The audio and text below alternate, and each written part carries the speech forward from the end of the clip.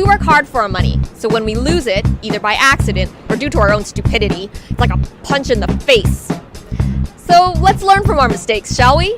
What is the stupidest way you've lost your money? Losing my TTC pass, putting them somewhere where I forget about them. I have to repurchase the same thing over again. I lose money when I spend money on dumb stuff, like clothes that I don't need. Too many feminine products. Buying beauty products that I never use. Banking fees. Or going out to bars and just buying everyone rounds and rounds and rounds because you're too drunk. Can I hang out with you? Well, I actually never done this, but I've just witnessed it because I feel so sorry for the people in the morning. But then they go home and oh my God, I just spent $600 last night and I need to pay rent and it's next week and I'm just a idiot. I went to school and didn't finish a diploma at college, so that was pretty stupid.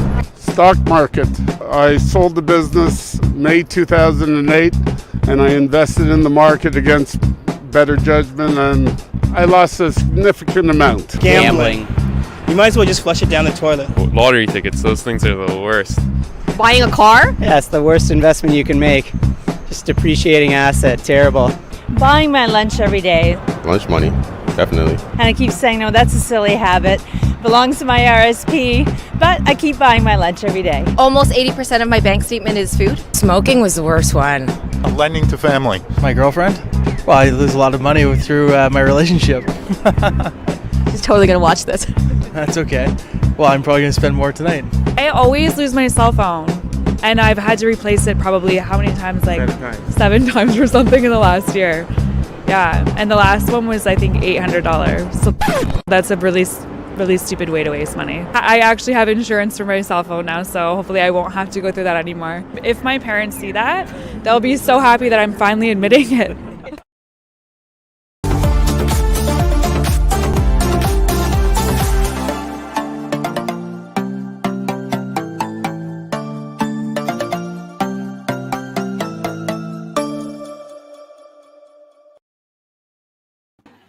Welcome, everybody. I love that video, The dumb ways to lose your money. The dumb ways, yeah. I know, it's so good, right? I was like, it's so cool. I don't feel so bad. What's the worst? What's the worst way you've lost your money, or the dumbest way, stupid ways? Dumb ex-girlfriend. How much? Ooh, I have something to share with you guys. I actually know of someone who, when she broke up with a boyfriend, he actually gave her a receipt of everything that he spent on her, and he asked for the money back. And we were like, "What?" Yes, I'm serious. It's a legend that we all spoke about it in uni, kind of thing. Yeah. Hey, Pauline, welcome. Ellen, you're watching. We've got Ellen Pang, who's watching us right now. Thanks for tuning in. What's up? All right. So anyway, welcome back, guys. Welcome back to Just Langar, and we are on our 44th episode. Season 2 is which episode? I mean, episode 7. Seventh, yeah, definitely. Yeah, so am I the only one? Is it from you? Is it me? Okay. Yeah. Let me get my theme-a-bob. But while we're doing that, okay, if you're joining us for the first time, Just Langar is where we cover the latest on content creation, social media, entrepreneurship, tech, to help you guys position yourselves, as business leaders and industry authorities on social media. But then if you don't know how to deal with your money, then that's not, you're not a business leader, are you? kind of thing. So that's why we're covering it today. All right. Now, in other words, we are building Southeast Asia's business influencers by building your authority, impact, and income on social media. So if there's something that excites you, then you are at the right place. So we want to know. I'm quite excited about tonight's topic because it's something a bit different compared to what we usually do, because we always talk about tech and all that, right? But you see, the thing about becoming a business influencer is a whole entire package. It's I love that. Explain more. Yeah, because when you are a business influencer, you are in a leadership position, right? So when you're in a leadership position, money management is also something that you actually need to have, being able to manage your money, your finances, and I foresee that this is one of the soft skills that you need to have as a business influencer. So I love the topic tonight. Something that's quite cool. Awesome. Yeah. Something that's really awesome. All right. So before that, if you guys are in the house, let us know who's online. And if it's your first time watching Just Langar, type in newbie. If you are regular, type in popcorn. because we know you guys call yourselves Popcorn ever since mispronounced the company name. But anyway, if it's your first time tuning in, please give permission to StreamYard so that we know who you are. And when we address you, we don't call you Facebook user, if you know what I mean. But anyway, today we are talking about money. And, I was doing a little bit of research and I am kind of shocked and hurt. You probably would be upset. Hey, KB, welcome. Because according to this article, and it's an article by Amex, American Express, and some of the studies from Yale, it actually says that stupid people make more money. And according to the article, it's not about how smart or skillful you are. If your parents are rich, there's a higher chance of you being rich. There's a correlation, apparently. If you're beautiful, according to the Yale study, you make an average of $250K more in your lifetime. If you are an asshole, they didn't really say asshole, but I'm simplifying it for you guys. If you are an asshole, that means you're tough in negotiations and stuff like that. And you make 18% more than others. So in other words, moral of the story, if you are short, average looking, or worse, ugly, if you are kind, compassionate, then you're destined to be poor. That's what I got out of that article. That sounds horrible. The one that you said previously actually sounded like my ex-boss. Really? So he's poor? Hi, David. Welcome. He was also ugly as well, but he was making quite a lot of money though. So he was making a lot. He's probably a secret asshole. You just don't know about it. That could be the reason. Yeah. Yeah, okay. But you know what? There is some hope because there's one interesting data that it pointed out. People who suck up to their vendors and customers, taking them out to lavish restaurants and sending them expensive gifts, they may win the business, but they have trouble sustaining it. You got to share that thing to me afterwards. Okay, now I want to read it. Exactly, right? So what did we tell you guys at Popcorn? Okay, so anyone can buy a customer or vendor for a short period of time, but winning loyal clients and customers always comes down to offering exceptional service, products, and being the best at what you do. So that's what you want to do because we're talking long-term brand. Okay. So David is saying, "Oh my God, kind doesn't pay." Yes. So according to this article, kind doesn't pay, but don't worry. What are you saying? Short being an asshole. Yeah. So don't worry, we got you sorted because I'm so upset with the data. That's why we exist here at Popcorn. We can't let injustice happen. So we've covered you, for especially if you're short, average looking. You're short, definitely. Okay. So for people like us, it ends now because we've got your back and we've got you the speaker to sort this out. Okay. So what's really interesting about today's guest is that he also has a podcast where he talks about the worst investment people make. And what's even more interesting about him, apart from the fact that he's tall. So technically, he should be able to make more money than us because he's tall, right? According to that study. When the pandemic happened, he started offering classes as well. So it was a slight pivot, but I don't exactly remember the details, but we're going to talk to him in a bit. So I'm super excited to know more about this so you guys who are here can also benefit from this and maybe implement it for your business, kind of thing. But before that, we're going to cover quickly what is happening this whole month in Popcornverse. I've got all the schedule right up. So if this is your first month, though, I'm looking at all this. Wow, we're not going to sleep at night, man. Yeah, exactly. So if you guys are ready, hey Matthew, welcome. Anit, welcome. Hey Pankaj, tuning in from India. Nice to see you. Aslan, welcome. All right, so this month is going to be super packed. If you're ready and you know which episode or which training you want to come, you want to screenshot it and you want to take the photo of it. All right. So very quickly, if it's your first time tuning into Popcorn, we're in the business of building Southeast Asia's business influencers. So if this is something that excites you and you want to be part of this, then you're welcome to join us. We've got a special Facebook group where we go live every Monday, 8:30 p.m. Malaysia time. We almost had a miscomm with our speaker today because he's on Bangkok time. So this is where we teach people how to build your authority and a profitable business on LinkedIn. So the trainings that are coming up, I'm going to be talking about the trainings first, and then we'll talk about just longer episodes. So the first one is happening next week, Monday, 8 March, how to double your reach on LinkedIn with engaging content. And then on 9th March, we're going to be talking, this is not part of the training, but we do offer free trainings from our students. So on 9th March, we've got tax expert Jeannie Silan because it's tax season, what you need to know regarding personal tax submission for 2020. Now, this is a private class, limited seats, first come, first serve. Yeah, first come, first serve. So whoever who signs up, the link should be there, given by Popcorn AI, who so far is behaving. So well done, Popcorn chatbot. Okay. AI is tired. That's why. Oh yeah. It's been a tough February for us. Now, 15 March, we're gonna feature a client.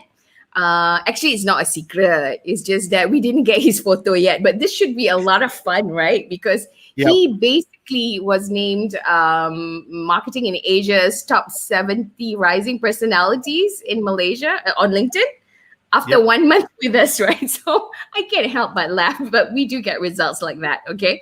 And then on 22nd March, we're going to be talking about 3 things to focus to close connections into paying clients. Now, can you believe it? You can actually use your LinkedIn to be like a sales funnel and start generating leads. So it's freaking awesome. So we're going to cover that. Now, in terms of Just Langgar, let's check out the schedule for March. On 11th of March, oh yes, I've got a wrong spelling for this, but you know what? Deal with it.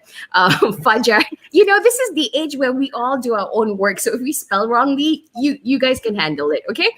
It's no longer like in the olden days where your boss kills you for bad spelling. But anyway, so Fajar Siddiq from Singapore is going to be talking about the future belongs to makers, build in public. And you know what? I mean, he's a professional yo-yo player and a serial entrepreneur who is a digital nomad. So for those of you who dreams of being a digital nomad, he runs 3 successful companies.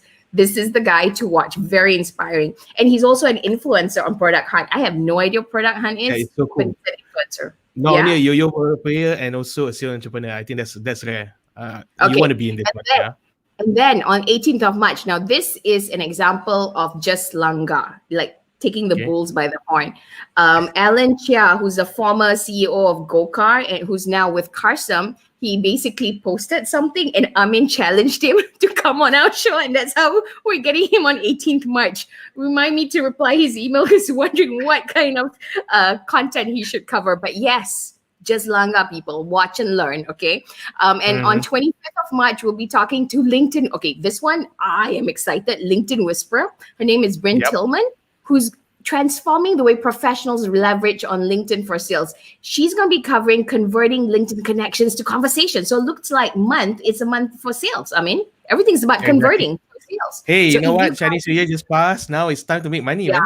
So you spend a lot of money during Chinese New Year and you ask for hua. So this month we'll give you more. Okay, sounds good. Sounds awesome. Can't wait. Yeah. Keanu is also saying PopConfest as Genie. Yeah. Okay. So if you're loving what you hear, you want to be kept up to date, then join us. We're our cult, or whatever you call it. Yeah. See, we get really happy when you guys join us. So do join us. We are in Facebook.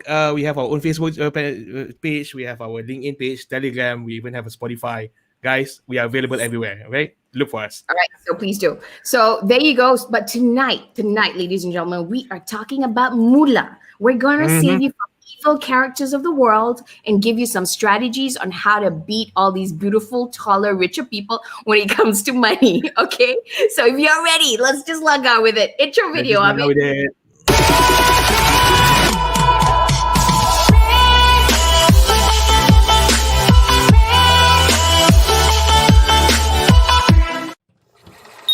Popcorn. All right, welcome back. I'm Nina. And I'm Amin, and this is the 44th Just Langgar Show, Season 2, Episode 7. Welcome to Just Langgar.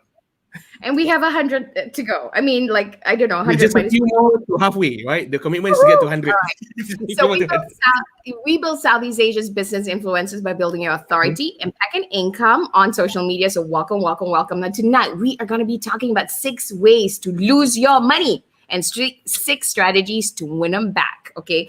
But hopefully when you hear this, you don't have to lose. You go straight to winning, okay? Got it? Straight to winning. I'm incepting you guys, kind of thing. Okay, now before I intro you to our speaker, if you're joining us for the first time, our episodes are very chillax and organic. If you have any comments, any questions, just type it away and we'll get it answered by the speaker. Now, please make sure you get permission to StreamYard. Do you have that comment thingy? So so we can see you guys commenting. Otherwise, we're gonna have to call you. Facebook user says, this is the question from Facebook user. So, all right. So, who do we All have? you need to do, guys, before that, all you need to go is to go to streamyard.com/Facebook, and then just give permission to StreamYard so that we can see your name when you're commenting. Okay, guys? All right, but we see you all anyway. Okay, cool. So, all right. So, who do we have in the house now? Our guest tonight provides institutional and high net worth investors with ready-to-invest stock portfolios that aim to beat benchmark through superior stock selection. Basically, he's the bomb lah, okay? He's also the host of a podcast show interviewing real-life horror stories of people's worst investment ever in his My Worst Investment Ever podcast. Now, during the pandemic, he pretty much offered investment classes and membership to his audience and clients. That was something new that he offered. While he was the head of research at CLSA, Andrew was voted #1 analyst in Thailand by the Asia Money Brokers poll for 2 years in a row, and voted #1 analyst in Thailand in the Institutional Investor Magazine All Asia Research Team report. Basically, overachiever lah. Okay. Now, he's been a finance lecturer as well for 25 years at various universities in Thailand, and is currently a research faculty and a member of the International Advisory Board at Thammasat Business School and an adjunct professor at the University of Science and Technology of China. He's also served 2 terms as president of the CFA Society Thailand. Ladies and gentlemen, please welcome the worst podcast host of My Worst Investment Ever podcast, Andrew Stotz. Yay!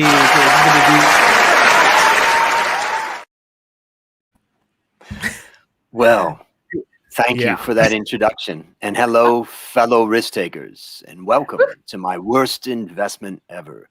Stories of loss to keep you winning. I'm your worst podcast host, and I'm happy to be here to talk about how do we handle our money and how do we make sure we don't lose it. That's amazing. I love your voice. That voice is like a trailer voice. And I think I'm frozen. I mean, am I frozen? Yes, you are, Nina. Okay, let me go I out. only see. Okay, tell you what. Let me ask the first question, and then I'll come back and go out and come back inside. Andrew, can you hear me though? I can hear you perfectly. You know, there's so many likes right now. I think our people are going crazy because they love it when we F up. Anyway, wow. Oh, and the Popcorn AI is the chatbot is loving your voice, by the way. Okay, Andrew, let's get straight into it. But first of all, can you share with us what is it that you did before the pandemic in your own words, and what kind of clients were you catering to, and how on earth did you ended up in Thailand with that voice? That's amazing. Exactly. Okay, I'll be back. All right. Well, first of all, thank you for having me on the show. I appreciate it. And just to tell my story very quickly, I grew up in Cleveland, Ohio, and I moved to California, went to university there, worked for Pepsi for about 3 years, and then I moved to Thailand in 1992. I've now lived in Thailand longer than I lived in America. And basically, my whole career was providing investment advice to institutional fund managers, men and women around the world, the smartest people I met, where I would try to talk to them about what they should do with their money in relation to Asia and in relation to Thailand. And so when I started my own business about 10 years ago called A Stotz Investment Research, providing that kind of research. But recently, you know, the pandemic caused me to have to change some things in my business. And so maybe that's one of the things that, you know, I can share a little bit about tonight. Okay. This is quite interesting. How do you actually ended up there in Thailand itself? What makes you decide to just move there? That's a big decision to make, isn't it? Well, I went to Los Angeles, and it's a real melting pot with all kinds of people. And I got interested in Asia. I, in fact, got interested in Cambodia. I lived in Long Beach. We had 10% of the population was Cambodian. So it was a huge Cambodian community. So I was very interested in Cambodia. But in 1989, when I took my first trip to Asia, Cambodia wasn't really a safe place to go. So Thailand was the closest culture. And so I went there and I spent 2 weeks there, and then, you know, I was hooked. As anybody on this listening to this knows, who's been to Thailand, you know, how can you not love it? People are kind, people are sweet, and, you know, they're motivated by different things. I think one of the things that's great about Thailand is that people are not as money motivated, they're relationship motivated, and I particularly like that. So that's a big thing that got me to Thailand and kept me in Thailand. Yeah. I was living in Thailand for about a year. I loved the whole environment. I was actually staying in Phuket for about a year plus. amazing people, amazing environment. And it's interesting that you are now hosting a podcast. Yes. A podcast. How did that happen? So maybe I'll share. And before I go into the podcast, for any of the listeners out there, the first thing that I want to share is that my goal is to help people to reach financial independence. And what does that mean to me? It means that at the time that you want to be independent, that may be 60 years old, it may be 50, it may be 70, that you have the money to support yourself. And that's really my goal. And so when you have, if there's any questions, feel free to ask any questions about that. And I'll just tell you a quick story. And this story basically is when my father passed away 5 years ago, I brought my mother to Thailand and to live with me. And I think one thing I've learned about people from Asia, not just Thailand, Malaysia, Singapore, and all across Asia, China, that people in Asia take care of their parents. So I said to my mom, why don't you come live with me? And my parents didn't come from, we're not rich. Let's say we're middle class, maybe upper middle class, but not anything rich. And my dad was the only wage earner in the family, and he made a good salary, but he wasn't making a ton of money. And when my mom came to Thailand, I sat down and went through her investment portfolio with her, and I said, congratulations, you made it. You're 78 years old at the time that she came to Thailand, and you've got $1 million. And you can live the rest of your life supporting yourself. I'm not supporting you. You want to go out and go shopping, you want to go out and have dinner or whatever.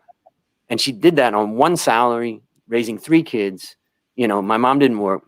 And so it just shows that, you can do it. And so I really want to provide hope for people out there, but it's not easy. You got to start young, and you really got to start accumulating. So that just is a story that I want to tell, because I want you guys, everybody, to think about, when do you want to become financially independent, and what does it mean? So I think maybe that's a story. And if you've got any questions, feel free to ask. But let me just tell you the story about the podcast. Basically, as a financial analyst and talking to financial investors across the world, I was thinking about doing a podcast. And what I was thinking about is interviewing people about how great they are at investing. Tell me about the best thing, and what are you doing now, and all that. And I just realized it's a very crowded space. And so, you guys talked about being business leaders and trying to be a business leader. One of the biggest challenges, how do you be unique? And one day I was at the park, and now this is another story about how we stand on the shoulders of giants. And basically, I was at the park and I was listening to podcasts. I was struggling to come up with what was my podcast. And then I heard a podcast that was called My Worst Interview Ever. And this guy had people I knew, big name people on the show. And I thought to myself, that's interesting. And then I thought, So I sent a message to the guy and said, hey, I'm going to steal your name and change it to My Worst Investment Ever. And that was how I started the podcast. And so all it is each podcast, we've done more than 300 episodes. Each podcast is one person. Yeah, one person, one story. And that's it. Wow. And we had Nina on, in fact, telling her story just recently. Yeah. And it just came out recently, right? Andrew, when did you start this podcast? I started the podcast about 2.5 years ago during the COVID time. There was a time where I was kind of knocked back myself. And then also I was starting to wonder, during this really desperate time, do we really want to talk about investment loss? Maybe people don't want to hear it. But then I got through that, and then I revved it back up. And so I went down to like 2 to 3 episodes a week, but now I'm back up to 5 episodes a week and having a blast. A blast. Wow. Because what I found about this podcast, and I just would say this, what made this podcast so exciting for me is that I sent out an email to everybody that I had on my email list, and I asked them if they'd tell a story of their worst investment ever. And I got 500 written stories of loss. And I realized everybody has a story. In fact, the listeners here, you have stories, I'm sure. Definitely. I'm not curious about. Wait. Yeah. Just listening to that voice, I'm at a loss. And I'm 184. Okay, so you started during the pandemic, right? Yeah, so basically what I'll just talk about for just a moment, I'll tell you about the pandemic and how it affected me. I have 2 businesses. In fact, I'm not in Bangkok right now. I'm set up in a hotel room because we're opening up another branch of another one of my businesses, which is called Coffee Works. We're a B2B coffee roaster, which means we supply hotels and coffee shops. But that business was knocked out when tourism went down, you know, in Thailand. And so we had to struggle. We had about 110 employees, and my business partner, who really is the managing director of that, running it aggressively. Basically, we had to really restructure that. And then my finance business that I run, basically, I had to think about how we're going to, you know, generate more income in 20. Because basically, I said, there's no way that I'm going to allow a government or a virus to shut me down or cause me to lose. And therefore, I started focusing also on coming up with courses. And so I have a lot of courses I've taught over the years. I now have 5 courses online that I teach and I sell across the world. And it's been a great blast of a thing to do. And the main thing is that I had my best year ever for my company. And I just closed the books for last year. And it was very profitable and a great growth story. So I really want to challenge everybody who's listening, because my focus is both investing and business. And the main thing is, don't ever let someone else dictate your outcome. You can do it. Oh yeah. I mean, this deserves you know what it deserves. Come on, video. I need to look for it because I'm just okay, I'll do this one. That's a good one. Way to go. Okay. Yeah. So you, okay. Could you share with us what these classes are? You've got 5, and I love one of them, you know, kind of thing, which I think a lot of people can benefit. And if you could share the price as well, you know, kind of thing. Yeah. And basically I'm all about value, and really that's what you are about, right? It's the value of you as an individual. It's the value of you as a business. It just so happens that I come at it from a financial angle. Value to me, I help people create, grow, measure, and protect value.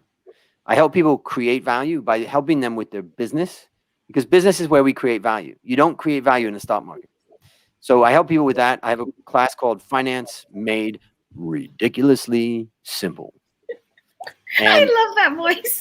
yeah. So that class is to help people in their businesses to make sure you got your shit together when it comes to the finances of your business. And I know most people don't. So this is the course that helps you to get that together. The second part is grow your wealth. That's where the stock market comes in. Most people get confused. They think that they're going to get rich in the stock market. But what you need to do is focus on the stock market to grow. And I wrote this course for my 5 nieces. When each of them was 18 years old, I gave them $3,000, and I helped them to set up an investment account in America where they were growing up. And I got them investing, and I wrote the book, and I wrote an online course about this, how to start building your wealth, investing in the stock market. And that's about growing wealth. The third one is about measuring the value, right, of a business. And that's called the Valuation Masterclass. And my whole career, I was an analyst valuing companies. So that is a massive course, 150 hours. It's for young people who really want to become an expert in valuation and maybe build a career in finance. And then finally, protect our value, right? Protect value. And that's the podcast where we talk about investment loss and how we can learn from the mistakes of others. Because I love this quote that says, only a fool learns from their own mistakes. Ooh, I like that. Who came up with it? Do you know? It's Otto von Bismarck who said it out of Germany. Only a fool learns from his mistakes. The point is, a wise man or woman learns from the mistakes of others. And that's what my podcast is all about. Okay, that's fantastic. Yep. That's a good one. Okay, any questions, from the audience? I think Haley, what changed in your podcast creation from your first podcast to your most recent? I think what changed? That's a good one. What changes? I grew in confidence. I think the quote by Reid Hoffman is a great quote where he says, if you're not embarrassed by your first product, you waited too long to launch. You must be embarrassed. You've got to get out there and do it. So I would basically say that now I know how to engage the guests much more. I also know how to speak to the audience. You know, as we're talking, I stop a lot of times when we're talking. I say, like today, I had a guest on from Australia, and he talked about TLC, tender loving care. and the way that we should take care of ourselves. And I said to the audience, stop for a moment and think about this. Think about that man or woman that you love the most, a baby, a child, your mother, your father, your husband, your wife. Now, stop and think about loving yourself just a little bit more than you love them. And this type of approach of talking to the audience is something that I didn't do in the beginning. So I think that would be my probably number one thing that I improved on over time. Mm-hmm. Anything else? Well, I got into my voice, that's for sure. Okay, speaking of the voice, does it really help? I mean, especially in the world of podcasts, right? That voice matters, kind of thing. Does it help you as a content creator or a podcaster by bringing your A game? Like, you have this persona once you're on podcast mode, and in that voice mode, it's like voice acting, or is it just, does it make a difference? Well, I think that if I look at it, there's two other things. The first thing is that with voice, you're getting your voice as far as really losing your fear. That's step number one about gaining a voice. But the second part is bringing, your actual physical voice. This is your opportunity to speak to the world. So take care in the way that you speak. Slow down, focus, and I teach a whole course. One of my courses is about how to become a great presenter. And so I've been presenting for years, but I learned one of the things that's most important thing about presenting is silence. And most people are terrified by silence. So I would say that's all about voice. I would say that's a key thing. And the second thing is that I interviewed a guy out of Singapore, and he's the only CEO with a pink mohawk. Oh, I know the guy. Yeah, yep. I know him. Yeah, yep. He's so cool. Yeah, he's very, very awesome. And basically, I thought to myself as I listened to him, I was thinking, oh my God, what's my pink mohawk? And, my LinkedIn used to be, oh, I do this and I can do that and I can do this and I can do that. And I just changed it all. And I just said, I'm your worst podcast host of my worst investment ever. And that's it. And I tried to narrow it down to something unique. And to this day, I've never had someone challenge me to be the worst. It's undisputed. I'm the undisputed worst. But the point is that say something unique. And I can't tell you the number of messages I get on LinkedIn. Someone said, why do you call yourself the worst? And I wrote back to that person. I said, because you messaged me. I like that. That is so good. Okay. But I think there's a lot of lessons in there. Yeah, only a fool learns from his mistakes. So, right. I know, just join us. Yeah, so how is it that a person's a fool when they learn from their mistakes? So I think my point on this is obviously we all want to learn from our own mistakes, but a wise person observes other people and then they don't make that same mistake. So yes, it's a little bit dramatic. So you're right in asking, we do want to learn from our own mistakes, but why not learn from others? Yeah, and CA also kind of answered, because mistakes are costly. If one learns from, definitely. So a wise person learns from his mistakes, but a wiser person learns from other people's mistake. That's what I would say. Yeah? Exactly. Absolutely. Okay, so, cool. Being from the States and now you're staying in Asia, what's based on your own experience and also your own examples, right? How do you find the Asian investors in comparison to the Western ones? Are there any differences? I think the big difference is that in Thailand, when people say that they're investing in the stock market, I was just in the car with one of my employees who's a great salesman, and he runs our new experience center here in Khon Kaen in the northeast of Thailand. And he's showing me all the stocks that he's gotten, and he's telling me about what he's buying and what he's selling. In Thai, if you're investing in the stock market, it's called Len Hun. And Len Hun means play stocks. Len means play. And so I think that's a perfect example of what I think many people in the stock market think about it. It's insider trading. It's just in and outs. You can't really rely on it. And so I think that there's much more trust in the stock market in the US as an example. And, you know, rightly so. In a lot of these developed markets or developing markets, you can see that things can be manipulated. That's changed and improved a lot. But I would say that's one of the biggest differences. And really, for my course about how to start building your wealth, investing in the stock market, today I once a week I do office hours in the Facebook group. Once people have gotten through the course, and you know, someone says, "What do I do about commodities and the economy and inflation and this and that?" And I was like, "You forget it all, because the whole point of growing your wealth for a person who's not experienced in the stock market is you contribute to some widely diversified portfolio of stocks, and you contribute for years and years and decades. And then when you become my mom's age, you will have the money that you need." Right. So it's not about waiting and kind of guessing which stocks to buy, but basically it's getting a diverse range so that, you know, you have like this reliable car that moves forward, as opposed to betting on Ferraris. Well, I think Unless that you know it's a where, Ferrari. Yeah. yeah, I mean, this is where also any of the audience can ask any questions about this. But what I would say is that most people don't realize that financial professionals actually are terrible at their job. What does that mean? Wait, what does that mean? Yeah. Now I'm the job of a financial professional is to beat the market. Right. To be smarter than the market. Because why, if you can't beat the market, then I'll just buy an ETF or a fund that owns every stock in the market. That's your first choice as an investor. But some people say, well, I think I could beat the market, or this financial professional can beat the market. But the point is that academic research supports this very strongly, as well as my own professional research and experience, is that the average fund manager does not outperform the market, particularly after fees. So we hold financial people up to a high, you know, respect, that, you know, they really know what they're talking about. And just because someone sounds good, like they can really talk about inflation and the dollar and the this and the that, that means nothing.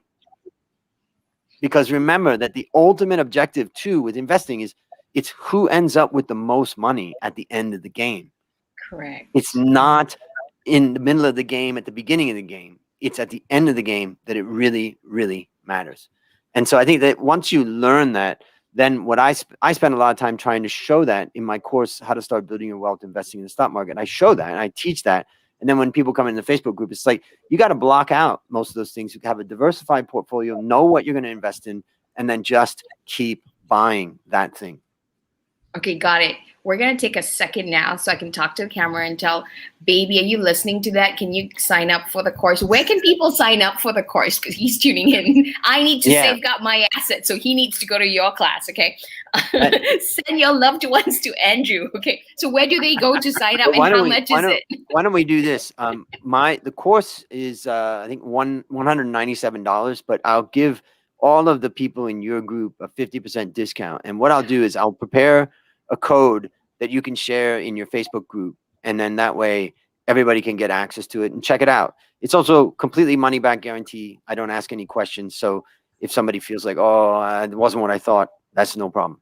So I'll give you that, and then you can share that tomorrow. All right. Thank you. Say thank you, babes. Thank you. Thank you so much. We'll be sharing it everywhere. Okay, Andrew, since we're talking about the whole goal of, financial wealth or whatever it is, what would be your advice for financial planners out there, especially during this pandemic? What can they do? Because a lot of them were like kind of stuck the first time the pandemic happened.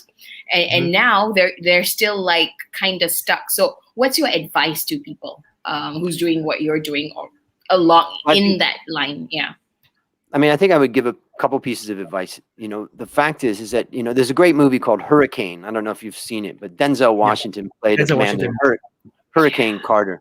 And what I really loved about Hurricane was that he basically said, they can falsely accuse me, they can falsely jail me for decades, but they cannot destroy my independence of my mind. And I think that that's the lesson that I want all the listeners to take, is that, you know, so much is going on, you know, and it's hitting us from social media, from news, all that. It's all fear. So my challenge to the listener is, number one, when it comes to your life and your business, it's your job to protect your brain. It is the ultimate space that you've got to protect. So the first thing is that you've got to protect that so that you can keep it positive. And that's the first thing. Then the second thing is that a financial advisor's true value comes to the client during the difficult times.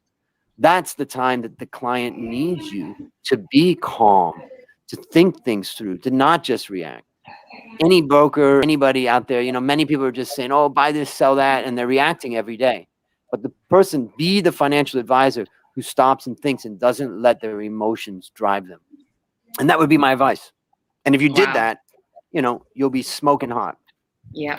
And also we think so much better when we're calm, right? More opportunities sort of come in and kind of thing. Popcorn AI is giving the link to Hurricane. Popcorn AI, you can't even spell Denzel's name right. It's D-E-N. Kind of thing. Okay, cool. Oh, and everybody's like loving the discount. They're like, oh my God, wow, thanks, Andrew. Awesome. Thank you, sir. So we're definitely going to be sharing it with them. Thank you so much, Andrew.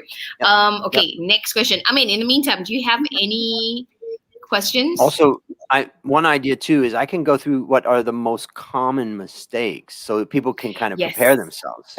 Yes, we're definitely going to go into that. But before that, I have one last question about the podcast and also about Asian investors. So for the podcast, what is your advice for people who are running business? Should they have a podcast, or it's like no big deal now that you've run your 300 episodes, right? Well, the answer to that is going to come in a little bit of a story. Imagine that you went out in your community and you tried to get 1,000 people in a room. How hard is that? Very. It's damn hard. And not only that, I want you to get 1,000 people who know, like, and trust you. Yeah. That is very, very hard. But on a podcast, if you can deliver value on a consistent basis, you'll have thousands of followers and you'll have unique listeners that are, could be, let's just say your goal is, I just want 1,000 unique listeners. Those unique people that are listening to you over and over are building a know, like, trust relationship with you. So that's my first piece of advice, is that you can't, it's very powerful, the connection that you make, number one. Number two is that I think that for a business, now I happen to do a lot of things. So I have a lot of different revenue streams and a lot of different stuff that I do. But my advice to you would be, look at the name of your business. Think about the name being something that's descriptive about the problem that you solve, and then create the podcast that has the solution, that's providing the discussion and the solution to that problem. And I think a lot of people just want to do a podcast because they think, oh, I'm just going to talk. You need to solve a specific problem. And when you do that, then people tune in. Okay, got it. So definitely good. One more question. I heard that podcast allows you to build a much closer relationship with your audience compared to like a talk show or like a video, because of the length of time of the podcast. Is that true, in your opinion? I would say that the reality is that that video connection, where people can look into the eyes of the people that they are listening to, is very powerful. But I would also argue that it's hard to get that time. The benefit of a podcast is that people can do it while they're exercising, while they're walking in the park. I can tell you, I've stopped and cried when I've listened to some podcasts, in the middle of exercise. And just recently, a guy basically talked about how he got paralyzed at the age of 20 at university. And that moment when it happened and everything changed in his life. And I was in tears. And, that connection, I think that because you can bring that connection through podcasting through all parts of life. But if it's just video, it's hard. You got to keep people's attention. And think about the last time you went on YouTube, as an example. Scroll, watch a couple minutes of that. Boom, next. Yeah, that's kind of boring. Yeah. It's hard. So podcasting, I would say, is the way to do it, in my opinion. In your opinion. Okay, fantastic. Yeah. And Haley has that question as well. Now that you're a podcaster, how would you describe what a podcast is? I think a podcast, when I was young, I'd listen to the radio. And I listened to the radio when I was a young kid, and I still can remember those moments and the disc jockeys that I heard and all of that. And I think that, so from my perspective, podcasting is like radio. It's radio revived. And I think that that's, but it's also, it's not us, it's radio on demand. That's different from, let's say, Clubhouse. You're kind of, okay, I got a little bit of time, I'm going to jump on Clubhouse and listen to what's going on. That is not on demand, in the sense that I can listen to somebody's show whenever I want, and I can leave it in my library, and when I'm ready to listen to it, boom, there it is. True. Definitely. Okay. One last question before we go into ways to lose your money. You've been interviewing like close to 300 people and how they lost their money. Did anything stick out in terms of Asians, especially maybe Malaysian? Do they have a habit of losing their money in a certain way? I'm just looking out for my people. I would say that I had 2 Malaysians on my show that had a very similar story, and it was a story. Was I one of them? You were one of them, and it was a story of fraud, basically. And in both cases, they relied on somebody who was representing themselves as a legitimate person that they should give their money to, and that person would be investing along certain principles. And in both cases, the situation collapsed and they lost it. And so that, that's not an uncommon theme. And I think it's happening everywhere. There's all kinds of scams going on everywhere across, across Asia, but also across the West. So I think it's just that, we just have to be very careful about the things that come. And I used to give the advice, never invest in anything that comes to you. Like if somebody calls you, don't invest in it. Now people say, well, how am I going to find what I'm going to invest in? Well, that's the whole point. You have to do some work. If you want to lose weight, you have to do some work about what's nutrition, what's the role of nutrition, what's the role of exercise. You have to do some work. So money's no different. You have to do some work. It doesn't have to be a lot, but just some work. That's a really good one. If somebody calls you, it's a red flag. You should be doing the work and researching it yourself, right? Yeah, and the point is that remember that anybody that's motivated to dial that number and get you on the phone, you think they're not being paid for it? They're being paid. They're being compensated for that call. How that compensation comes, you often don't know, right? Because it's not really clearly disclosed. But nobody's just picking up, except your good friends, and they may even say, "Hey, take me out for a coffee." But for many people, you're not going to get unsolicited calls from people unless they're trying to make money. Okay, got it. I mean, anything to add? No, I think that's a good one. I think that also applies not just in finances, but it's in a lot of other things. Oh, right? yeah. Okay, cool. I think so. In Malaysian terms, kita boleh pakai lah that advice. Can use. Can use lah. Can use. I'm sure there's a similar one in Thailand. Right? Yeah. Okay, so let's get straight into losing the money bit. Exactly. So what are some sure 6 ways to lose your money? All right. So not only have I interviewed more than 320 people now, but I also had 500 stories that were submitted to me in writing. And given that I'm an analyst, in my heart, I'm an analyst. And that means that I structure things, I organize things. And basically, I went through all 500 plus the 300, and I classified them and said, is there some commonalities that we could find in this? And so I did my research on it. And basically, I've realized that there's 6 common themes. There's 6 common mistakes. So I have a presentation, and it's just the things that I'll go through called 6 ways to lose your money and 6 strategies to win. Awesome. So maybe we'll start with number 1, and this is the number 1 most common way that people lose their money, and that is they failed to do their own research. And that is the most common thing. It's amazing. I mean, I've been an analyst, and I do a lot of research, and I'm amazed to see how people put their money into things without doing any research. So when I talk about 6 strategies to win, I'm just going to tell you one thing that you could do. Get a piece of paper and write it down, right? Write down the investment idea. It's to start a restaurant. It's to invest in a stock. Write it down and try to think about, what this is about. What is this idea? Research it. So that is really the number 1 mistake that I've seen people make. And one of my guests, Josiah Smelzer, was a very fascinating guy. He was flipping houses, but basically what he did is he didn't do his research on that particular house, and every single thing went wrong with that house. And I go through, his story is hilarious. You can just type Josiah Smelzer on the podcast, myworstinvestmentever.com, and you can listen to it. But yeah, at the last minute, 3 hours before he was going to finally sell this house that had cost him so much, the guy was cleaning the chimney, and he had hired someone to clean the chimney. The guy decided he was going to vacuum out the chimney, but he turned the vacuum in the wrong direction, and it blew black soot all over the living room. Oh no! that was the end of the story, and he had to paint the walls before the people came to buy it. So anyways, do your own research, take out a piece of paper, write it down. Are you ready for number 2? Yep. Yes, definitely. So number two, the second most common thing is that people failed to properly assess and manage risk.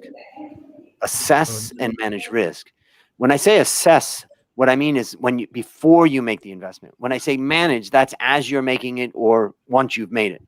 So basically, most people they don't look at the risks. And so what I want to tell you is that I want you to get a separate piece of paper, and I want you to write down the risks to this investment. You know, on the one piece of paper, you're writing down your research about the return. And I just tell you a quick story about this. Basically, my business partner, Dale, and I were looking at expanding into Vietnam from Thailand. And we had an opportunity, and we decided that Dale would do some research on it. He would present it. So he spent a couple of months, and then we sat down at the company, and then he presented his research. And what we agreed upon was that he would only present the upside, not the downside, not the risk. And so we went through all of the upside potential of this and looked at all of the exciting things. And then we finished the meeting. We also agreed that we wouldn't make any decision. And a week later, Dale presented the downside risk. We separated the research of risk and return. And that allowed us then to critique the investment without, he didn't have to feel personally like he was being, slammed, for his idea, because we've already talked about all the great stuff about it. Now let's talk about the risk. And in the end, we decided not to make that particular investment. So I really recommend that you separate your research that you do on the investment return as well as from the risk. Right. I mean, anything? No, I'm writing notes right now.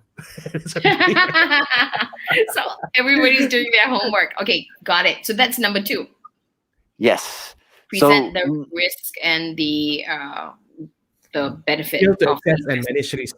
That's what it is. Yes. Yeah. Definitely. Yep. So okay. So number 3, and I know the audience can relate to this, is driven by emotion or flawed thinking. Ooh, and basically what this is that we have behavioral biases, that we have emotional biases, and we just make a lot of mistakes. So really what I want to encourage everybody here is to, when you've written down your return and you've written down your risk, what I want you to do is find someone who's knowledgeable. They don't have to be expert, but knowledgeable and an objective person, and sit down and talk with them. This is the best way to break through your emotional or flawed thinking, and get the feedback of that person. And it will help you a lot to step back and look at, your idea. And so, yep. Yeah. That can be a challenge if you are dealing with someone who's very good in sales and they play with your emotions. Don't you think so? Well, that's the point, and that's the reason why you've got to sit down with someone who you trust, and that's the difference, right? You don't want to do this discussion with somebody that you don't, the person that's selling you the thing or is invested in you getting it done. Now, I'm just looking on my website. In fact, the thing about what one person asked about being a podcaster, what do you get? And one of the things that's really interesting is that my website, My Worst Investment Ever, is my Rolodex. Right. I mean, that's where I go back to look at all the different people that I've interviewed. And I'm typing here and I'm looking for episode 76 because I did interview a Malaysian man named Azran Osman Rani. And did you? Okay. And he basically started the company Asia X. Yes. And, we talked about trust in that particular situation. And, he trusted the wrong people, and, it hurt, and he lost a lot from that. And so, I think that that's a big one, which brings us into the number 4 most common one, which is misplaced trust. It's amazing. Wow. It's amazing. I see people that are really picky about, buying a cell phone at the mall or whatever that is. They're really tough when they're out there buying chicken on the street from the vendor or whatever. But when it comes to making a $10,000, $100,000 investment, they'll just give their money to anybody. It's crazy. One of my guests, a good friend of mine, Ashraf, who's from Pakistan, who's a financial professional. I mean, really, really bright guy. And he had a company contacted him and said that they have property in London that, they showed him everything. It looked great. He loved it. And he sent him $10,000, which he never saw again. That's like, how? So I want to wake up everybody, there's only a small, every time I go out to speak, I talk about trust. I teach ethics course, and I talk about trust, and I ask everybody, and I want to ask everybody, the two of you guys, as well as the audience, how many people do you truly trust with a secret that you never want to come out? How many? Not many. How many would you say? Not many. Yeah. So the average, the answer to this question is between 0 and 3. If anybody goes above 3, I say, well, you really haven't put it to the test. Yeah. So even if I tell my mom, she'll tell my dad. So exactly. That's one of the unique things in Asia that I've seen, is that I used to think that families in Asia were really close. I thought that Asian families were really close, but what I realized, because I had a girlfriend many years ago, and when I had hair, and basically I had some problem, and she said, so how did you deal with that? I said, I called my mom and dad and I talked to them. I said, you could talk to your parents about that. And then that's when I realized that, though Asian families are oftentimes physically close, helping each other out, and they're not apart, but sometimes emotionally close is a little bit harder. And so I've been surprised when I ask audiences, who do they trust? Many people will say that they won't trust their parents with certain things. So it really comes down to 1 or 2 people. Now, this is great research, because if you're listening to this and you said 1 or 2 people, I've just proved something. What did I prove? Trust is rare. Right. And yet we give our money away to people that we don't know. Right? Yeah, and I always ask people, and when you look around and look at your friends around you, if I was to ask them, who is the person that they trust? Is it you?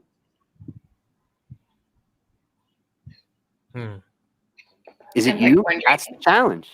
And that's part about being a trustworthy person. But this whole concept of trust, and I think, talk about being a business leader.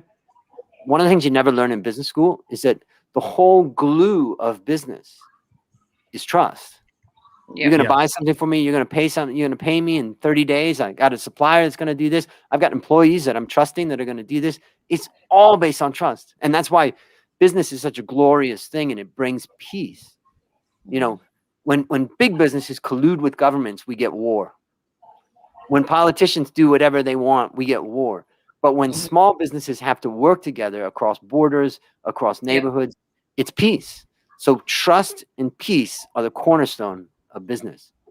Yep, definitely. So let's go on to number 5. Yes, yeah. What is number 5? Number 5 is failed to monitor their investment. I can't tell you the number of people that gave money to a friend to start a restaurant and they never followed it up. Mm-hmm. They bought a stock, they bought something, and then they're just afraid. There's a lot of different reasons why they don't do it. So to solve this problem, I want to challenge everybody to follow a regular, predetermined monitoring process where you decide. Let's just say that you come to me and you go, Andrew, I've got this great idea. I want to start this, fusion restaurant, and I like the idea and I want to invest in it. And I say, okay, I'm going to give you $10,000. But before I give it to you, I want to agree on one thing. And the first Saturday of every month, what I want to do is have a 1-hour call without fail. Right. And people will agree with that before they get the money, right? Yes. So use that time before they get the money. Say, that's all I want. I'm not asking for, $1 million here, but if I want you to respect me and my money, and let's have a regular communication about it. So failed to monitor their investment is number 5, and number 6, I can say, is a little bit of a catch-all because I had this happen. This one came up so much that I really wasn't sure what to do. So I made number 6, invested in a startup company. Wow. So that's a definite way to lose your money. It's a very common way that people lose. And the thing about startup companies, now I'm not saying that we have to have startups and we have to have crazy entrepreneurs who think that they're going to be able to make something out of it, because they will, but not all of them will. In fact, we know many of them won't. And so it's kind of like everybody wants to be an actor. Not everybody's going to make it, right? Sorry, just saying. It's a little window. We know if you really talk about what is business success, we're not talking about a hobby. We're talking about a business that 5 years from now is producing enough profit that you can pay yourself a dividend of, let's say, $100,000 a year. So you're getting a salary plus a little bonus, plus you're getting maybe $100,000 a year in dividends from this company, and that's growing. That's a real business. And for a majority of people within 5 years, I would say you're talking about probably 95% of people never get there. And so yet, all of them think they're going to be that one. And how can I prove that? I can prove that because nobody would contribute their time and money to something that they thought they were going to lose at. They all think they're going to win. And it's this madness of the entrepreneur that we need to bring this society forward. Exactly. But it's also brings us a lot of misery. So in order to deal with this, the strategy to win in this case is start from this reality that you are likely to lose everything in a startup. It is binary. You're either going to get, really successful, or you're going to lose it all. And if you understand that, then okay, this is only a portion of my investment that I'm putting in it, or something like that. All right. So that's Andrew, 95% chances for you to lose in a startup. In a startup, okay. So I guess we're not investing in a startup unless it's play money, like what you said, right? Yeah. Kind of thing. Yeah. So what I'm saying, there's a lot of statistics on this, but basically what I'm saying is that a lot of statistics just say what companies are still alive at the end of that period. But I'm not talking about alive. I'm talking about thriving. And that's part of the create wealth that I understand very well through that course, Finance Made Ridiculously Simple. Now, there was a request to go through the 6. So maybe I'll just quickly go through. Number one, failed to do their own research. Number 2, failed to properly assess and manage risk. Number 3, driven by emotion or flawed thinking. Number 4, misplaced trust. Number 5, failed to monitor their investment. And ladies and gentlemen, number 6, invested in a startup company. You know what I love about the 6? It's not just a financing. I'm looking at it and say, you know what, I can actually apply this for entrepreneurship. I can apply this to a lot of things in life. Yeah. What do you mean? I mean, failed to do your own research, that's like 101 for any businesses, right? Oh yeah, definitely. That's what we say.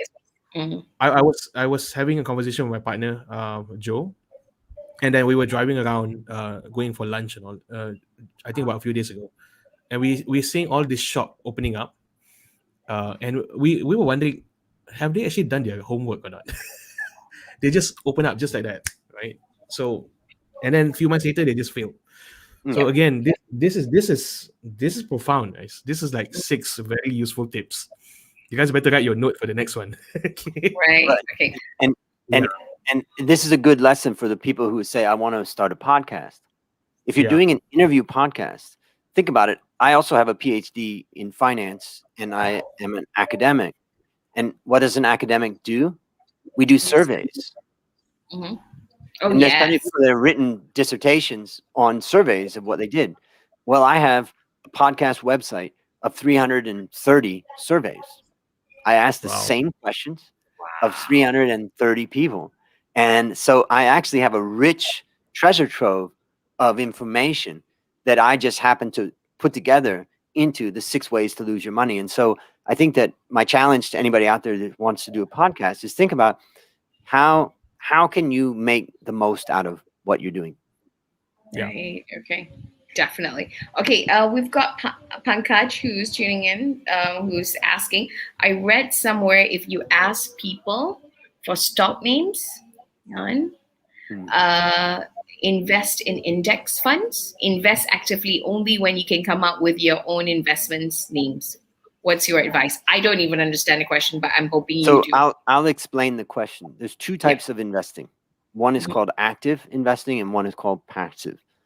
Active investing is where you're actively trying to pick stocks or allocate money to one direction or another to win, to beat the market. Index is where you say, I'm not trying to win. I just want to own every stock in the world and I just want to match the market. So the question that's coming up is that, if you're asking people for stock names, it means you haven't done your research. You don't know anything. And so people go, yeah, buy this, buy that. But that means you probably should be a passive investor investing in an index fund. And truthfully, majority of people should be a passive investor investing in an index fund. Even though I'm a professional, I've worked with so many professionals in the area of finance and in the area of investing, I can tell you it is extremely hard to outperform the market consistently. So you're not going to be the next Buffett. Yep, definitely. Kind of thing. Okay. The strategies to win you've kind of given us, right? Yep. After each one. Remember, write down on a piece of paper what you're going to return, write down, the risks there. Also ask someone who's objective, and then, trust develops over time, and then, set up a predetermined monitoring situation. So, all right. Yes. 6. There's a recap. That's a good recap. Yeah. So that's Michelle who asked you to repeat just now because somebody else just asked. There's usually somebody who will write everything down. Thank you, Michelle. I'll give you a JPEG that you can put into the group also tomorrow. Oh, thank you so much. For those of you who just tuned in, just to let you know, Andrew's going to give us a discount to his class, which is normally priced at $197, right? Kind of thing. So we'll put the details in the group so that you guys can benefit from it and wherever you guys are tuning in from. Okay. So I'm curious to know, Andrew. Okay, so just now I know this. These are the 6 things that I need to take a look at. So let's just say if I have some extra cash stashed out, and I'm looking at, hey, you know what? I need to do something with this. What would be your advice to people who are just starting? So for people, let's just let's go through a couple questions. The first question is, when would you like to be financially independent? Realistically, obviously, we all like to be financially independent, tomorrow. When we're 30. But let's just think about it. Is it 60? Is it 70? When is that time? Right? So ask yourself that question. Let's say you're 30 years old and you say 60. You've just told me that you have 30 years to invest. Now, let's say that you retire at 60, you hit your goal, and you are financially independent at 60, but you may live to be 90. That's another 30 years. So you're talking about managing your money for 60 years. Now, people come back to me and they go, oh, what should I do with this money? I put it in that and commodity and this and bonds and stocks and this one. And my friend told me about that. It's completely missing the point that you have to develop a system of investing and consistently invest, or else you're never going to get there at 60. So the first piece of advice I would give you is do exactly that. Think about your investment horizon in the terms of decades, number one. Number two is try to find an instrument that owns every stock in the world. Is there such an instrument? I mean, There I'm are, sorry. Just wondering. there are, Is there a there lot? are, there's the main companies out there that are selling these types of instruments have them. And one company is Vanguard. They have a fund. Fidelity has a fund. Others have funds. And then in your own market, in Malaysia, as an example, in Singapore, in Thailand, there's an ETF or fund that owns every stock in that market. And that is what we would call passive or index fund because they're tracking the index. Find that fund. Find that fund either in your market, or I prefer to just own every stock in the world for a beginner. Because then you don't have to even think, oh, do I overweight US, or what about the dollar, or what about euro, what about, and what about my own country? What if the market goes down, So that's what I would do. So take a very long time horizon, look for an instrument that owns every stock in the world, and start contributing on a monthly basis. If you do those 3 things, you're on the right track. You're basically sorted. Okay. Yeah.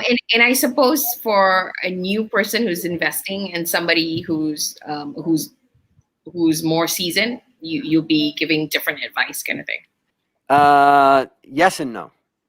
It's a little bit like, think about a muscle magazine that you see at the bookstore.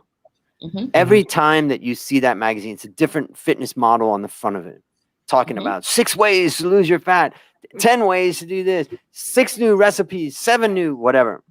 It's the same thing repackaged. How do you lose weight? You reduce your calories. Yes, you exercise, but there's no magic. There's no magic there. But people market it in many, many different ways. So I think the key thing to realize is that there's not 10 different ways to build muscle. Your body builds muscle in the exact same way, no matter who it is. It's just the same thing with money. There's not 10 different ways to make money. You make money the same way, and that's by consistently growing it. And because some people say, yeah, but my friend, he bought a Ferrari because he made a lot of money and that. Yeah, but in a couple of years, he'll lose it all also. Good one. I've seen it all. Okay. Okay, I have a question. What do you think is are people's biggest struggle or challenge that people have with respect to money? That's a good question. It's very, very simple. They get overwhelmed. Oh, what do you mean by overwhelmed? How do they just get overwhelmed? They don't know a lot about it. They're not sure. They see a lot of information. They hear a lot of people, and they get paralyzed. They can't really make a decision because they just don't know. And so that's part of what I try to do in the Build Your Wealth course, is try to break through that and say it is not as complicated as what you think. And it's not. The more complicated people make it, the more impressive people sound. Chances are actually the less that they're making, or that you would make following them, because they're going to take a lot of fees from you as you do that. So people get overwhelmed and like, oh, but should I invest now when the US market's so high and blah, blah, blah. I'm like, it's meaningless. We're talking about decades. We're talking about 3 decades to get to 60. We're talking about 6 decades to get to 90. It is irrelevant. You're not putting in $1 million in the stock market this month. You're putting in $1,000. Get it in and do it again next month and next month and next month and next month. That most people can never get over that. And therefore they never actually start and contribute. And that's why I call the course How to Start Building Your Wealth, Investing in the Stock Market. Because I can't get you to start investing, to be investing wisely, if I can't get you to start. Wow. And I'd say getting started, is hard. I think that's so true, because a lot of people are thinking, oh my God, I got to do it now. And I guess we don't even understand the basics, and then we're trying to get into something kind of thing, right? I mean, you have anything to add to that? I'm seeing a pattern for things for. So it sounds like we want to be the tortoise as opposed to the hare. Yes. Right? Yeah, Slow and steady kind of thing. Muhammad Farhan is asking, any advice on crypto? So I'm an advisor to a cryptocurrency exchange in Thailand. So one part of my business is that I do advising, and I help companies to manage the finances of their business as well. So I know a bit about crypto, but I wouldn't say that I'm a crypto expert. But the main thing I would say is that have fun with crypto if you want, but only have fun with crypto with between 1% and 3% of your total assets. Good advice. Very good. We know a lot of people who had to kind of uproot and do since that thing happened when it crashed, right? I mean, yeah. Okay. I'm money already, so I'm quite okay with it. So I should have said 0 to 3% of your assets, but you know. Okay, got it. Pankaj is also asking, how should people keep realistic expectations on returns for investments spanning decades? That's a good question. Yeah. That's a lot of what it's a lot of what I expectation? teach in the class is that reality is that the average stock market return in the US has been between let's say 8 and 12%. So let's take 10% and say during a good period of time, 10% per year is how much it went up. Now that's not the same in Asia. There's many countries that have done worse, and there's some that have done better. But what I would say is first start with the number 8% and say, I'm going to pick a realistic expectation of 8% return in the stock market. Okay, good. Now, the next thing, though, is you can't just own stocks. Because as you get older, if my mom at the age of 82, if she owned only stocks and they crashed and she couldn't get her money back from that, you know, it's a disaster. So when you get older, you're going to own more bonds, which has a much lower return. So if you follow what I teach in the class, I basically do a calculation. I show that basically what you're going to be getting a return of about 5 to 6% if you really do a good job of managing risk and reducing costs. You can just say, let's just say 6%. That's it. Okay. And you know, you can try to get more, but the harder that you try, it's a little bit like pushing yourself to run faster or play a sport. Let's say you're getting older and you go out and play basketball like you did when you were 20. You run the risk of really doing permanent damage to your body. So I'm all about reducing risk. Definitely. I think that's really good. I mean, you have something to say? Yep. I do. I'm going to take a step back, and this time what I'm going to do is that I'm going to imagine that I just I came for this podcast. I came for this show and said I start to realize, oh no, shit, I need to start investing, right? So let's just say for someone who's like totally new, a total beginner, what would be your advice to them when it comes to the amount of percentage of their income that should be put into an investment? Well, this is a good point, and again, in the course, what I do is try to tell people start with the absolute minimum. So let's just say, you know, in the course, I say, okay, you got to talk to a fund management company. You may have to talk to a broker. You may have to go online to see if you can open up an account, and then we go through those, particularly by country. I mean, part of what makes the course good is that in the Facebook group, I try to address the issues that people are facing in the Philippines versus Thailand versus Malaysia.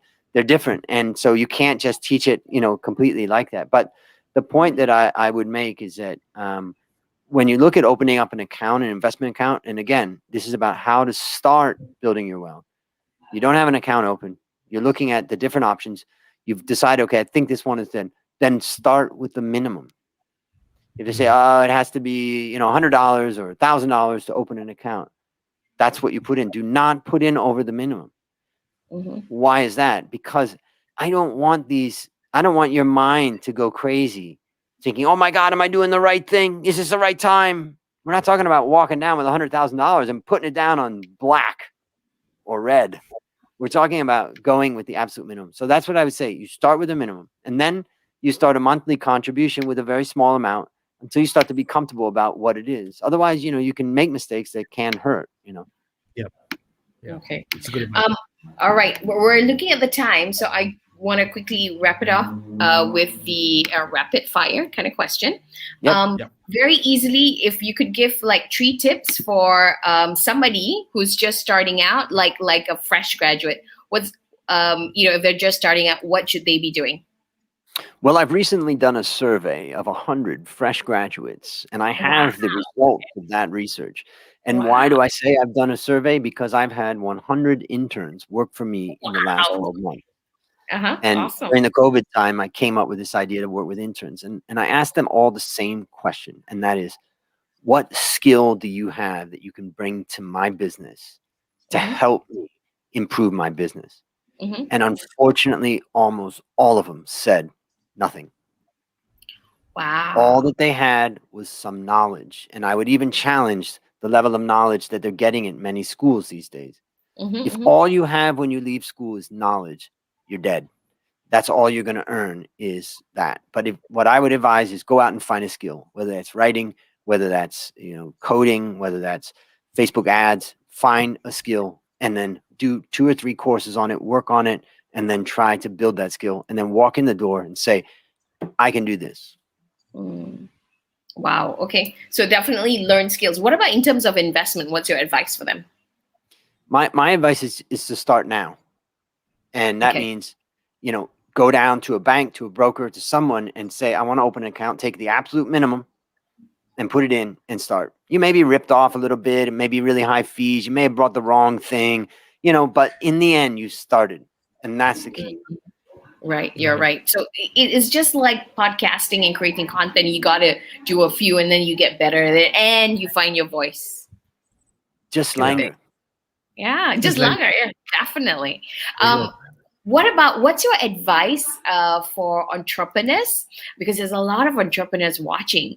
What would you advise them, in terms of investment? What strategy should they do? Let's say that I work with a lot of startups, and I basically advise a lot of companies and have looked at companies over the years. I have one simple piece of advice, and that is make sure that you close your books every month.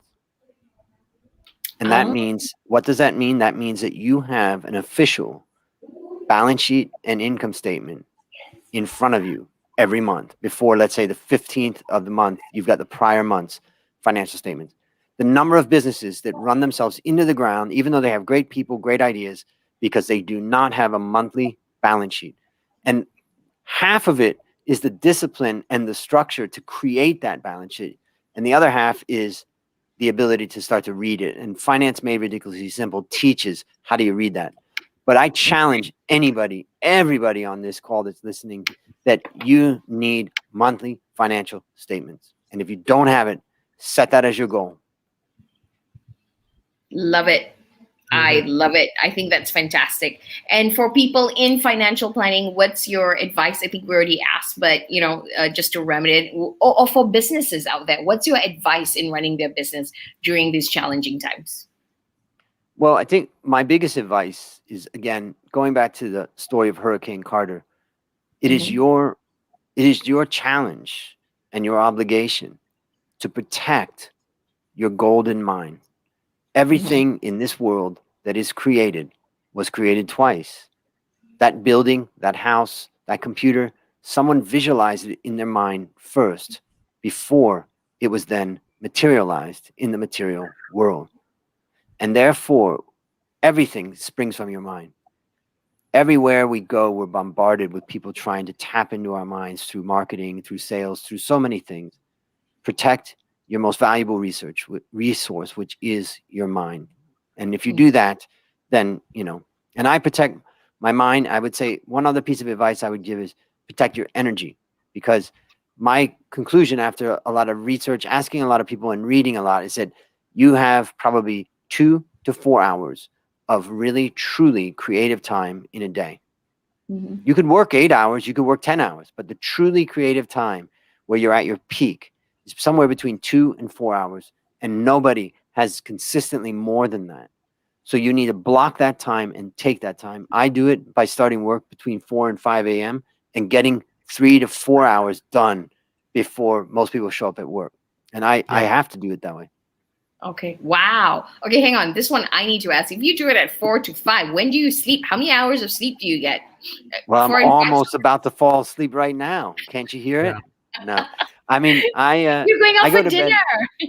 Yeah. I'm going out for dinner right after this.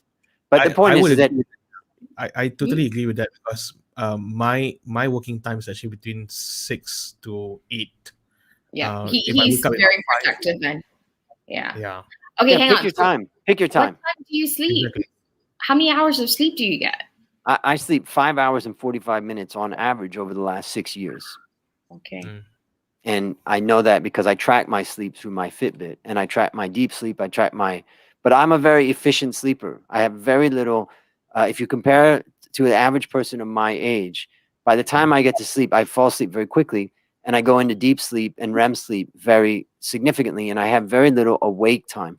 So I'm really just focused. When I go to bed, I really get sleep, even though let's say it's on average about 6 hours, but I'm very rested. Last night I slept 5 hours, and yeah.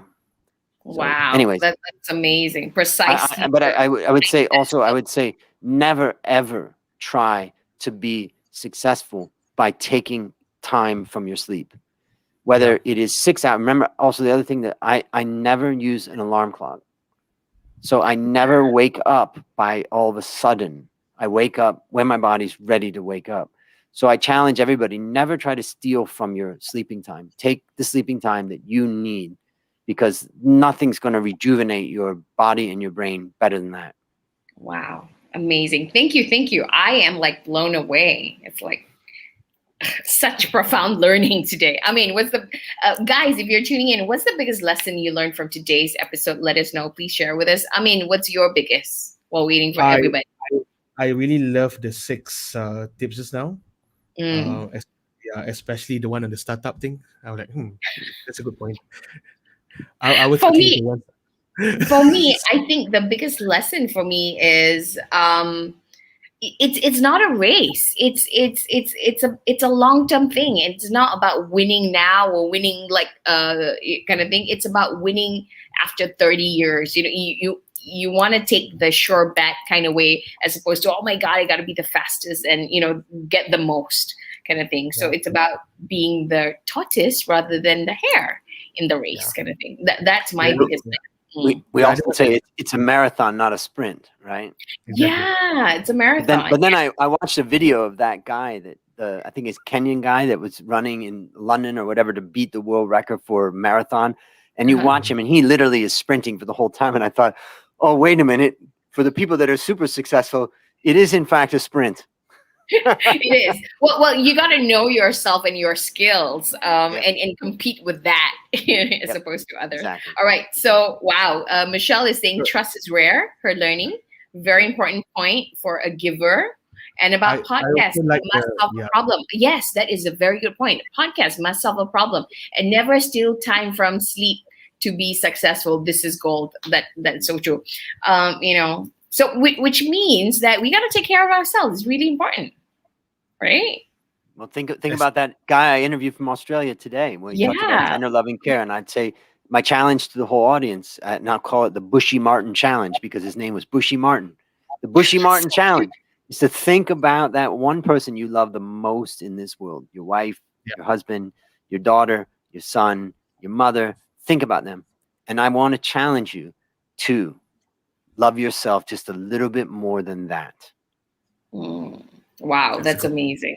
Very profound, very profound. And I love the mind thing. Farhan is saying, yes, if only I can turn back time, I would sleep 4 to 6.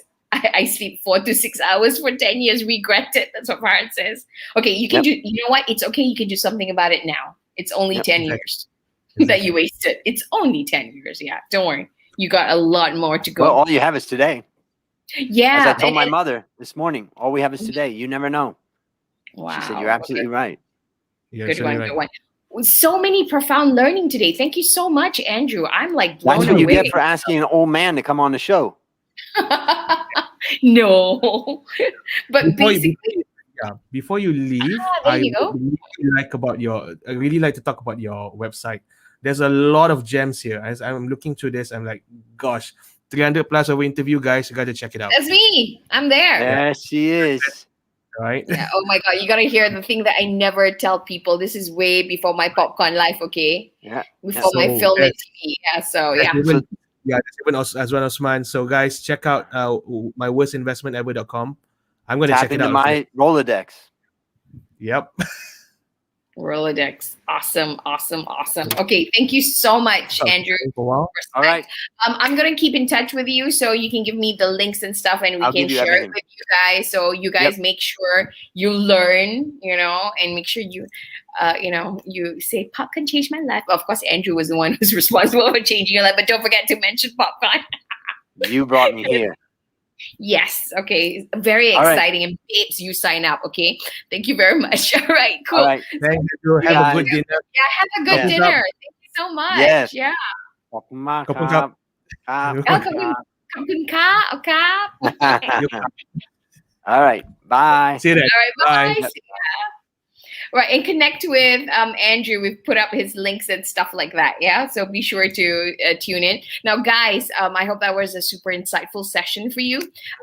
We totally did. Make sure you follow him on social media. We'll be giving you all the links to his class. Let's quickly recap what's happening the rest of the month. Next week, Monday, we are going to be having a training. What is happening Monday? Go to guys. We go live every Monday at 8:30 p.m. to deliver trainings on LinkedIn in our special LinkedIn Authority group. Now, so this coming Monday. So if you guys want to position yourself as an authority in your market, you want to expedite sales and treat your LinkedIn profile as a sales generator machine, then this is the place to go. And on Monday, what training do we have, Amin? We are going to talk about content, right? No, double your reach first. That's the one first. Okay, so basically, if you want to double your reach through an engaging content, this is the training for you. That's happening 8 March, which is next week, Monday. Yep. And then do we have on Thursday, just Langa? We actually have Jeannie. Oh, yeah, sorry. The next day on Tuesday, we've got Jeannie because it is tax season for Malaysia, y'all. The rest of you, I'm sorry, but you can still come in if you want to join us. This is first come, first serve. So the link is there. Sign up if you're interested. This is happening Tuesday next week. And then on Thursday, we have, who do we have? We have Fajar Siddiq. Okay, who's a digital nomad who's actually a serial entrepreneur. So he says that the future belongs to makers. What kind of makers? I'm hoping it's content creators kind of makers. So that's happening at 8 o'clock next week. And then training for the following week, we're going to be focusing on one of our students who's going to be sharing how he basically built his following and became, within a month with us, he basically built himself as one of the top 70 rising personalities on LinkedIn. 8:30 and 15 March. All right. And then on the Thursday for Just Langa, would you? 18 March, correct. Yeah. So we have Ellen Chia, who's probably going to be speaking about entrepreneurship or whatever that you want him to speak on. Let us know because we're still working on the title, right? And the week after on Monday, we've got training, which is, what is this? I cannot see because there's a lot of likes and stuff. To focus to build connection into paying clients. Thank you. Okay, things to focus to close connections. Basically, how do you turn people who are your connections and move them over to your clients, to become your clients? True. To become your clients lah. Okay. And then on Just Langa, we have Bryn Tillman, right? Who is a LinkedIn whisperer. And again, we're talking about converting LinkedIn connections to conversation. So that's going to be interesting. We've got that whole week. Doesn't the universe just conspire with us all the time, I mean? Exactly. Yeah, all right. So I we think this hope whole that month was... is all about sales. That's what this whole month is about sales. So, you know, we spend a lot in Chinese New Year. So now we make more money back. All right. So any of you guys feeling excited about this, let us know. But thank you so much. We saw all the lists of what you guys picked up today. I picked up a lot of things. And if you enjoyed this, come and join us on Monday and Thursday so we can see and hear more from you guys. Okay? Exactly. Sounds good? Okay, I'm Nina signing off. And I'm Ami signing off. I'll see you on Monday. If not on Monday, on Tuesday. If not on Tuesday, I'll see you on Thursday. Okay, guys. Good night. Okay, thank you. Good night. See you soon. Bye. Bye-bye, popcooners. Bye.